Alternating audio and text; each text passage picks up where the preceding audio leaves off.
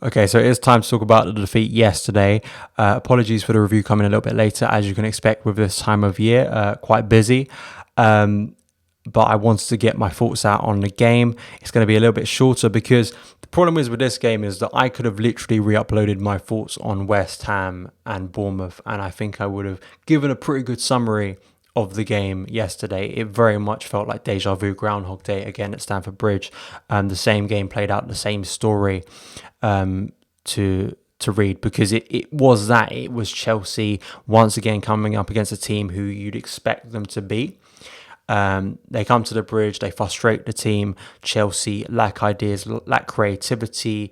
We get frustrated, we run out of ideas, we run into brick walls, we run down blind alleys, and then we get punished at the other end. The opposition look really clinical, they grow in confidence in the game, and the difference between Southampton in comparison to Bournemouth and West Ham was Southampton got that second goal, but the second halves of Bournemouth and West Ham should have provided the opposition with more goals as well, and it probably could have been more for Southampton as well.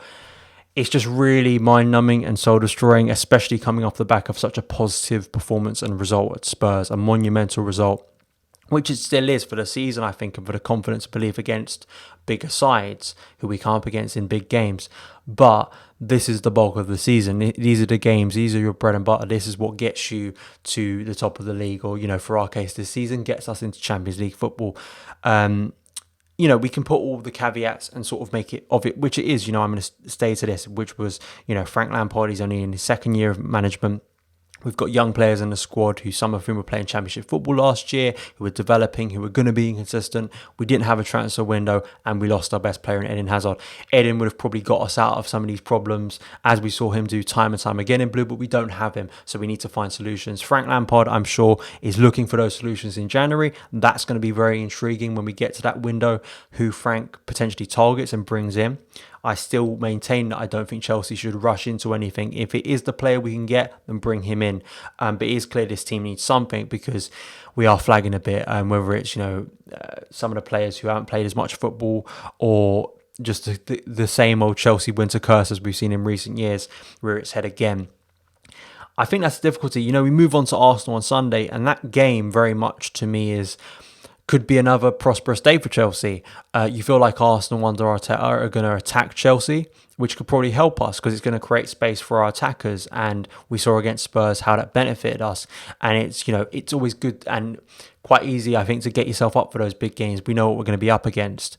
The difficulty is, even if we were to beat Arsenal, which would be an amazing result, it's always brilliant beating your London rivals, especially big teams like Arsenal. But then you go to Burnley at home, or whoever we've got for the rest of the season. Newcastle away will probably play like the away side at home against us. It's when we come up against deep lying defences, Chelsea just don't look like the same side. And that's the problem Frank has to fix. There was a lot of debate about the formation, 4-2-3-1, 4-3-3, 3-4-3. I've seen all those three formations play and I've seen the same result. So it clearly isn't truly down to the formation. I think some of it has to do with the pressure on the players, maybe the psychological aspect to it. But it needs to change if Chelsea are going to go anywhere, and that's the frustrating point currently. It feels like one step forward, two steps back. We thought that Spurs was going to be a turning point, but it hasn't proved that, and we're pretty much where we were before the Spurs game, aren't we? So that's the frustration, isn't it? It's hard for me to sit here and go, okay, how's the easy solution? Because usually as a fan or someone who studies football, you'd say, well, it's the formation, right? But that hasn't provided any answers.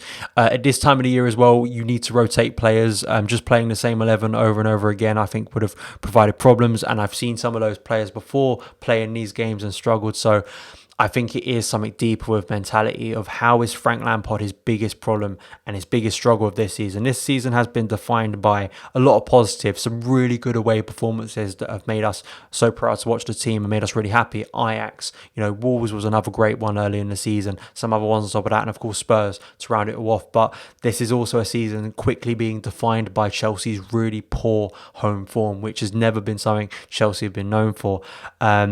But, I trust in Frank. Spurs is a prime example of where Chelsea can go to, but they need to figure out how to beat teams that come to the bridge, simply want to defend, and we need to find answers and quick. Take more shots, take more risks, I think are the key things. But I could go around in circles here. I'm sure you guys will have some opinions on the game as well. Thank you so much for taking the time to watch this video. If you did enjoy it, hit that subscribe button and the notification bell to never miss an upload. Follow me on Twitter @SonOfChelsea. And I'll see you again.